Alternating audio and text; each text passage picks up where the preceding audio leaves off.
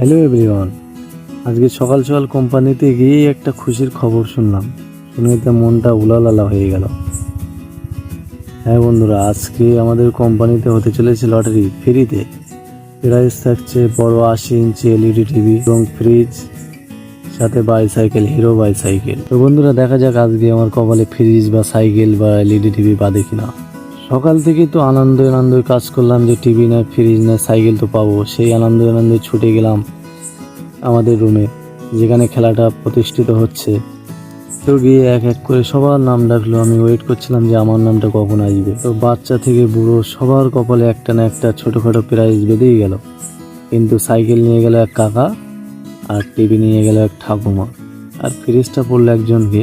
কিন্তু আমাদের কপালে কিছু পড়লো না। তাই মনটা ছোট করে চুপচাপ বাড়ি চলে এলাম।